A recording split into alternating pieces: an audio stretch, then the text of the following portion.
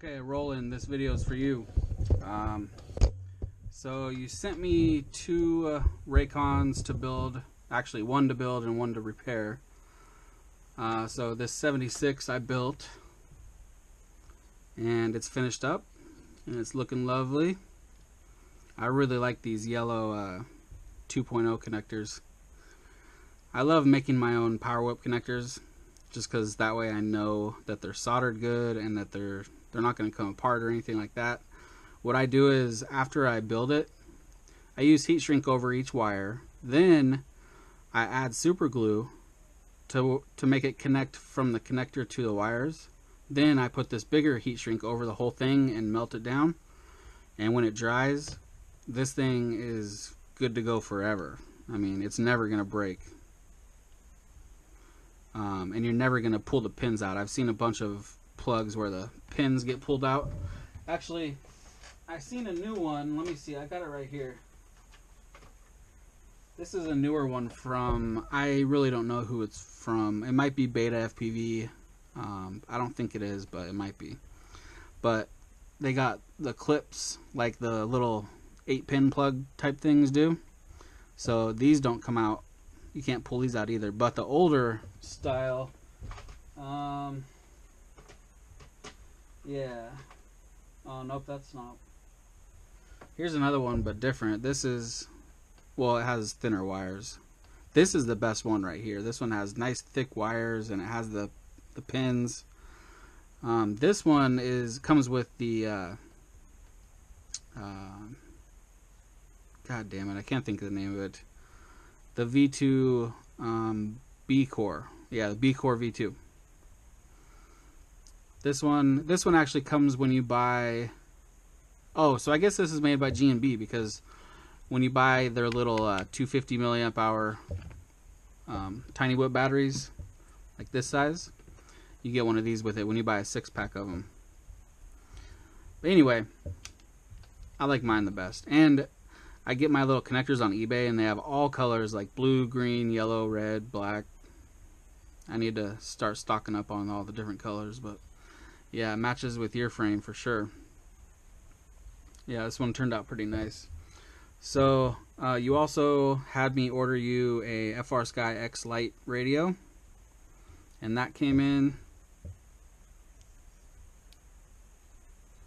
Here it is right here. Really nice. It feels so good in my hands. Yeah, I was surprised when I pulled it out of the box. Well, the first thing I noticed was the throttle was in the middle, so there was no mode 1 or mode 2. They were both just in the middle with springs.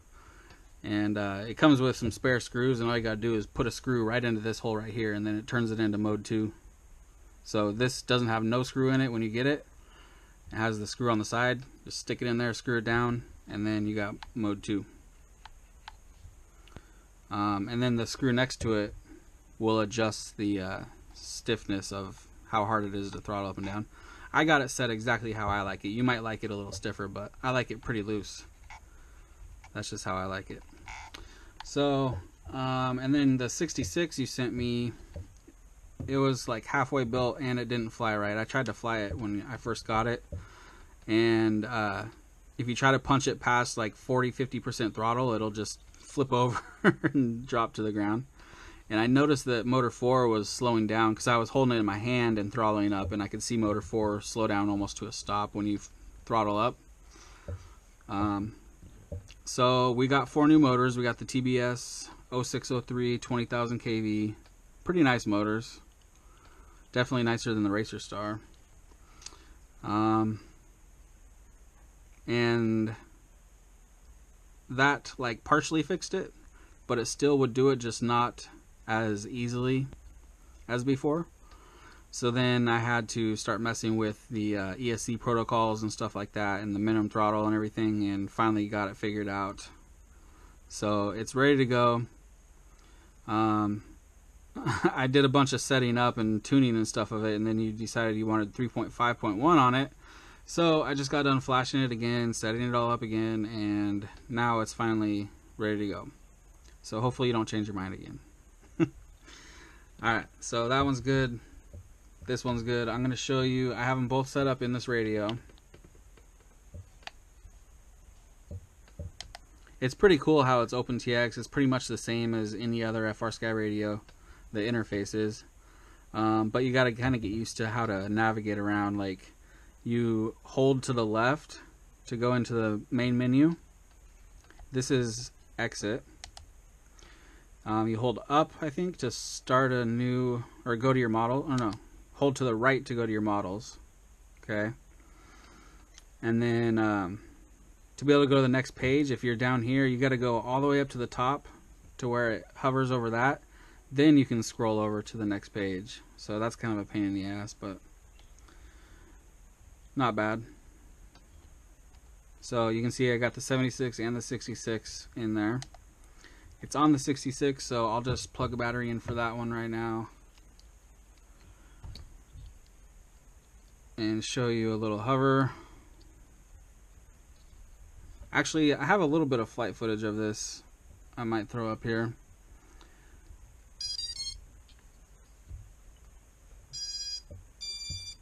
So I have this back switch is arm, and then this is your flight modes, and it has angle, horizon, and air mode. Actually, air mode's on all the time, but then you just have angle, horizon, and acro, but they're all three air mode. So arm it just like that. Okay. Alyssa, you need to come clean up this mess. Well, actually, wait till I'm done with this video, but damn. Alright, here we go.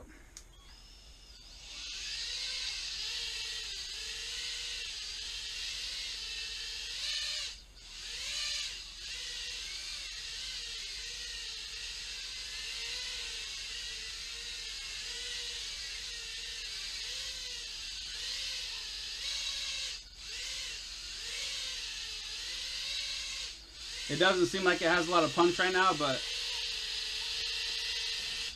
that's because the battery's dead. The battery's pretty much completely dead, but yeah, it's flying really nice. Nice and smooth. That was angle mode, so all the way away from you is angle. All the way towards you is acro. I guess I'll plug in the goggles and show you the video real quick so we can show you that that's working. It's on channel F1. There you go.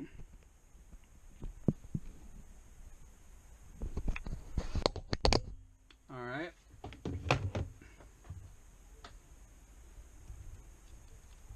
Yeah, I'll show you. So I just found this in my box of stuff a little while ago, and it had the little regular tiny whoop plug, so I decided to solder a 2.0 to the bottom side of it. Works pretty good. Yeah, 3.7. So it's pretty much dead. But it should be enough to show you at least a hover in this one. So, new model, we want to hold to the right, go up to there, then hold down enter, select model, exit, there we go.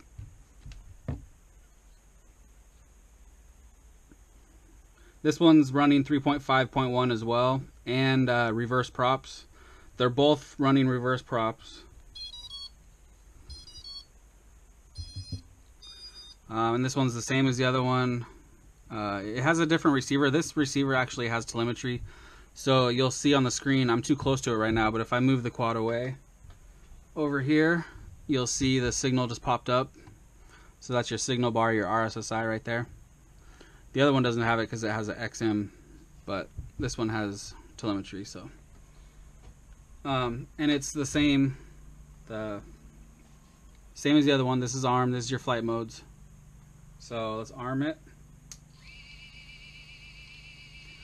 Sounds good.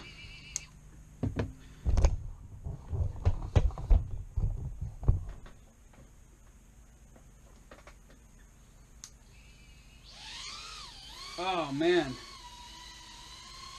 The power is just so insanely different compared to the 66. I mean, it's like 100 times more power.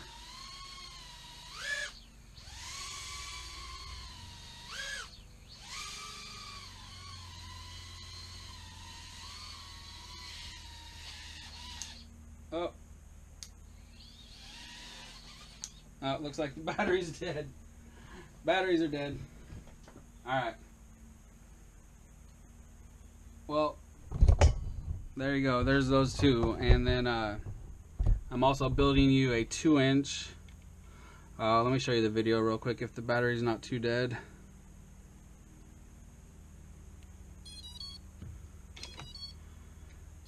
It's on. It's not showing up. The battery's probably too dead.